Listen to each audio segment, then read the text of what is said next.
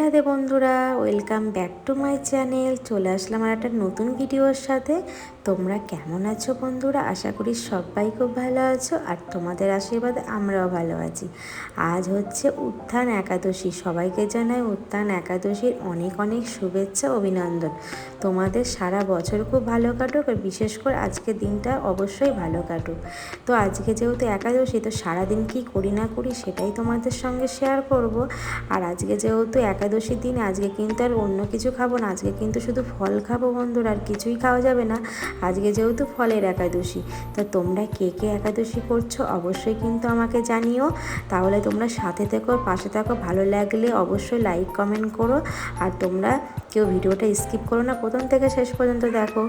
আর তোমরা চলো তাহলে ভিডিওটা শুরু করা যায়। এখন দেখো স্নান দান করে নিয়েছি। তো হাজব্যান্ড বাজার থেকে ফল কী কী নিয়ে এসে চলো সেটাই তোমাদের সঙ্গে শেয়ার করি। আর ঘুম থেকে উঠে কিন্তু তাড়াতাড়ি করে ঘর টর মুছে সমস্ত যত বাসি কাজ ছিল সমস্ত কাজ সেরে নিয়ে কিন্তু একবারে দেখো স্নান করে নিয়েছি। তো এখন আমি নিচের ঘরে রয়েছি। দেখো চুল টুল আশ্রিয়ে নিয়েছি, এখন যাব উপরে। চলো উপরে গিয়ে তোমাদের সঙ্গে আবার কথা বলছি, তোমরা দেখতে থাকো। তো বন্ধুরা দেখো তারপরে চলে আসলাম ঠাকুর ঘরে। এখানে এসে দেখো গোপুসোনাকেও আমি স্নান করিয়ে দিচ্ছি। আর আমার জানো তো সমস্ত বাসনপত্র সব কিছুই পরিষ্কার করে মাজা হয়ে গেছে। এখন চন্দন মাখিয়ে গোপুসোনাকে স্নান করিয়ে দিচ্ছি। তো বন্ধুরা একাদশী ব্রতটা আমরা পালন করি, শুধু আমি বলে না, আমার হাজব্যান্ড, আমাদের বাড়িতে আমার শাশুড়ি মা, যা সবাই আমরা কিন্তু একাদশী ব্রতটা পালন করি। তো আমাদের তো খুবই ভালো লাগে। আর তোমরাও তো কে কে করছো একাদশী অবশ্যই জানিও। তো একাদশীর দিনে দেখো গাছ থেকে তো কোনো তুলসী পাতাই তোলা যাবে না। এই জন্য হাজব্যান্ড কিন্তু যে ফুল নিয়ে এসে সেখান থেকে কিন্তু তুলসী পাতা দিয়ে আমি গোপুসোনাকে সুন্দর করে চন্দন মাখিয়ে স্নান করিয়ে দিলাম। এখন দেখো সুন্দর একটা জামা আমি পরিয়ে দিচ্ছি। তো আজকে যেহেতু ফলের, তো ভগবানকে আগে ফল নিবেদন করে তারপরেই কিন্তু মুখে দেব। তো বন্ধুরা আমরা কিন্তু আজকে আমি একাদশীর দিনে আমি ভগবানকে কিছু না দিয়ে জলও খাই না। আর এই একাদশীটা করা খুবই ভালো। তো বন্ধুরা তোমরাও করো, তোমাদেরও খুবই ভালো হবে। কারণ না এই একাদশীটা করা সব থেকে বড় একাদশী। এই একাদশীটা করলে আর কোনো কিছুই ব্রত করা লাগে না। আর এই একাদশীটা করলে এক কোটি লক্ষ যেন পাপ মুক্ত হয়, অনেকটা পুণ্য লাভ করা যায়। তো যাই হোক, আমরা যেহেতু কৃষ্ণমতে দীক্ষা নেওয়া, তাই আমাদের গুরুদেব যেহেতু বলেছিলেন, তাই জন্য কিন্তু আমরা একাদশীটা করছি। যখন আমার শ্বশুরমশাই মারা গেছিলেন তখন থেকেই শুরু করা আর কি। তারপরে মাঝে একটু ছেড়ে দিয়েছিলাম, কেননা আমার হাজব্যান্ড যেহেতু বাইরে থাকে, ওর না অনেকটাই কষ্ট হয়ে যায়। এই জন্য কিন্তু আমি ছেড়ে দিয়েছিলাম। তো যাই হোক, আজকে কিন্তু ওকে বলেছি শুধু ফল দেব না, আমি যেহেতু বাড়িতে আছি আমি সারাদিন ফল খেয়ে থাকবো। আর হাজব্যান্ডকে কিন্তু যেটা আমি অন্য একাদশীতে করি শ্যামা চালের ভাত, তো সেটাই ওকে করে দেবো। কারণ যেহেতু বাইরে থাকে, আর ছেলেরা তো বাইরে থাকলে অনেকটাই কষ্ট হয়ে যায়। আর এদিকে দেখো সমস্ত ফল কিন্তু আমি বানিয়ে নিচ্ছি। আর ভগবানকে ফল এই নিবেদন করে তারপরে কিন্তু এই প্রসাদটা আমি খাই। সত্যি কথা বলতে একাদশীটা করি আমার একটু কষ্ট হয় না, জানো তো। ভগবানের এই প্রসাদ নিবেদন করার পরে খেয়ে নিই। আর দুপুরে তো শ্যামা চালের ভাত খাই, কিন্তু আজকে তো ফল একাদশী, আজকে শুধু ফলই খেতে হবে। তো যাই হোক, তো হাজব্যান্ডকেও এখন আমাকে খাবার রেডি করতে হবে, কারণ ওকে আমি শ্যামা চালের ভাতই করে দেবো, যেহেতু দূরে যাবে।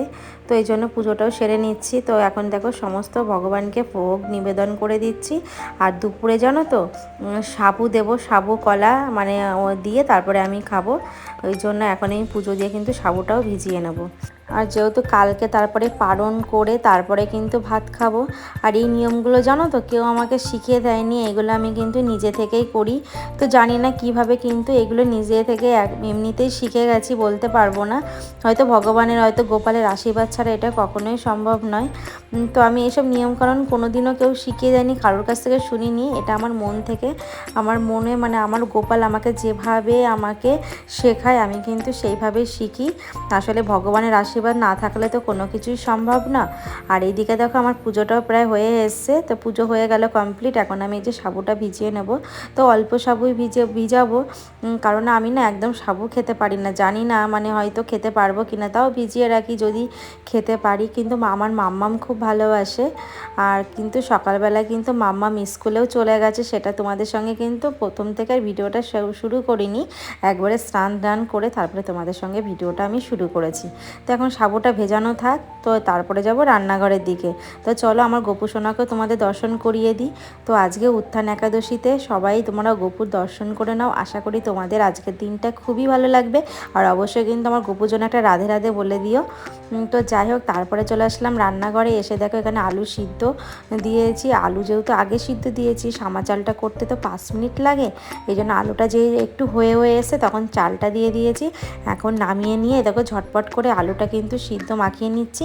আর সত্যি কথা বলতে বন্ধুরা, আজকে কিন্তু সন্ধ্যে লবণ আর কিন্তু কোনো তেল খাওয়া যাবে না, তো এই জন্য ঘি দিয়ে দেবো। আমি জানো তো একদম ঘি খাই না, তো অল্প করেই করেছি, হাজব্যান্ডকে দেবো। আর আমি যেহেতু ফল খাবো, আর আমার মাম্মাম তো দুপুরবেলা ওকে ভাত দিয়ে দেবো, ও আলু সিদ্ধ ভাত খেয়ে নেবে ঘি দিয়ে।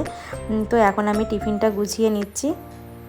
তারপরে কিন্তু আমি এখন একটু ফলটাও বানিয়ে নিচ্ছি। দেখো ফলের মধ্যে একটু আপেল, একটু কলা আর তার সঙ্গে একটু খেজুর দেবো। ও তো একদমই ফল খেতে চায় না, মানে আমার হাজব্যান্ড একদম ভালোবাসে না ফল খেতে, তবু একাদশী দিন হলে খায়। আর ওই একাদশীটা না, মানে ও যেদিন ভাবে কি যে যেদিন ধরো বাড়ি থাকলো, সেই দিন হয়তো ছুটির দিন হলো, সেদিন যদি একাদশী পড়ে তখন না ও পুরোভাবে করে, সম্পূর্ণ তা না হলে এইভাবেই দিই, কারণ ওরও তো কষ্ট হয়ে যায়, ছেলে মানুষ। যাই দুজনে মিলে একসাথে করি যে, এটাই অনেক। তো চলো টিফিনটা গুছিয়ে নিয়ে আবার তোমাদের সামনে আসছি, তোমাদের সঙ্গে কথা বলছি। তো এখন গিয়ে খাবারটা দিয়ে আসি, তোমরা দেখতে থাকো আর পাশে থাকো। আর ভিডিওটা তোমাদের কেমন লাগছে বন্ধুরা অবশ্যই জানিও। তারপরে কিন্তু ও চলে গেল, আর আমি কিন্তু এদিকে ঠাকুরের প্রসাদটা তুলে নিয়ে এসে এখন আমি খেয়ে নিচ্ছি। তারপরে কিন্তু কটা কাজ করব, ঘরে না অনেকগুলো জামা কাপড় গোছানো আছে, তো সেই জামা কাপড়গুলো এখন এই যে গোছাবো। তারপরে কিন্তু মাম্মামকে আনতে যাব। তো যেহেতু আজকে রান্নার কোনো ঝামেলা নেই, তাড়াতাড়ি করে কাজগুলো হয়ে গেছে, তাই ভাবলাম যে বাড়তি কাজগুলো করে নিই। আর কি বলো তো বন্ধুরা, সুখ কখনোই কিন্তু কেউ কাউকে তৈরি করে দেয় না, সুখ কিন্তু নিজেকেই তৈরি করে নিতে হয়। যেমন আমার সংসারে ভালো মন্দ কিন্তু আমাকেই বুঝতে হবে, একমাত্র কিন্তু ঘরের বউরাই বোঝে যে আমার সংসারে ভালো মন্দ বা খারাপ বা ভালো খারাপ সবটা কিন্তু আমিই বুঝতে পারবো। তো আমি একটা বউ হয়ে যেটা বুঝবো, একটা স্বামী হয়ে সেটা বুঝবে না। এই যেমন আমার হাজব্যান্ড একাদশী ব্রতটা করতে চায় না, যখন আমি বললাম, বোঝালাম যে একাদশী ব্রতটা করো, এটা তো কোনো খারাপ জিনিস না, এটা করলে তো আমার সংসারে ভালোই হবে। আর একটা ভালোর জন্য, একটা সংসারে ভালোর জন্য কোন বাড়িতে তোমরাই বলো না, কোন বাড়িতে এরকম করে না? একটা সংসারে ভালো কিন্তু সবাই চায় যে একটা সুন্দর ফ্যামিলি হোক, সুন্দর পরিবার হোক বা সুন্দর সংসার হোক, মানে সবাই একটা সুন্দর সংসারটাকে সবাই চায়। তো আমিও সেইভাবে চাই বলে এই যে একাদশী ব্রতটা করি। এইটা মানে খারাপের জন্য না, আসলে কি বলো তো, সংসার করতে গেলে কিন্তু টাকা পয়সা দিলে হয় না, সংসার করতে গেলে পরে কিন্তু ঠাকুরের বিশ্বাস ভরসা, আসল কথা কি জানো তো, ঠাকুরের বিশ্বাসটাই সব। মানে ঠাকুরের তুমি বিশ্বাসের উপরে আসল। তা একটা ঘরের পুজো বা একটা ঘরের ভালো কিছু করার জন্য কিন্তু ভগবানের অনেক বড় আশীর্বাদ থাকে, সেটা না করলে কিন্তু কখনোই করা যায় না। তো আমি জানি যে কোনটা কি করলে না করলে খারাপ হবে। এই যে আমি একাদশী ব্রতটা যে করছি, এটা কিন্তু কোনো খারাপ হচ্ছে না, এটা বরঞ্চ আমার সংসারে ভালো হচ্ছে, আমার স্বামী সন্তান সবারই মঙ্গল হচ্ছে। তাই জন্য কিন্তু সুখ কিন্তু নিজেকেই তৈরি করতে হয়, সুখ অন্য কেউ হাজার করে দিলেও কিন্তু কখনো সুখ তৈরি হবে না।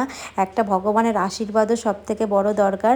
আর জানো তো, মানে শুধু সারা জীবন ধরে খাওয়া, মানে ভালো মন্দ খেয়ে ঘুরে হাসি ঠাট্টা করেই জীবন কিন্তু চলে না, কিন্তু ভগবানের নাম ধ্যানও করা উচিত। সারা জীবন ধরে এই করে কিন্তু তখন আমরা পরবর্তীকালে কিন্তু এটাই আফসোস থাকবে যে সারা জীবন ধরে তো এই করলাম, তো ভগবানের জন্য তো কিছুই করলাম না। তো যাই হোক, তোমাদের সঙ্গে কথা বলতে বলতে মাম্মামকে তো নিয়ে চলে আসলাম, ওকে স্নান করিয়ে হোমওয়ার্ক করতে বসিয়ে দিয়েছি। আর এদিকে কিন্তু আমি এই যে সাবু মাখায় ভোগ দিয়ে দিলাম গোপালকে। তো এর সঙ্গে দিলাম দই, তার সঙ্গে দিলাম বাতাসা, খেজুর, তোমার কলা, আপেল, মিশ্রি, ভগবানের মানে আমার গোপু সোনার যা যা পছন্দ সমস্ত কিছুই দিয়েছি। এখন পুজো হয়ে গেছে, এখন ভোগটাও এখন এই সাবুটাও মেখে নিচ্ছি। তো এই প্রসাদটাই খাবো, দুপুরে খেয়ে কিন্তু একটু শোবো, কিন্তু অনেকটা শরীরটা মানে খারাপ লাগছে যেহেতু রোদ্দুর থেকে এসছি। তো যাই হোক, আমার মাম্মামকেও দেবো আর আমিও খেয়ে নেবো। আর মাম্মাম তো এরকম এই সাবু মাখা খেতে খুবই ভালোবাসে। তাহলে চলো বন্ধুরা, ভিডিওটা এখানে শেষ করছি, টাটা বাই, আবার তোমাদের সঙ্গে দেখা হবে।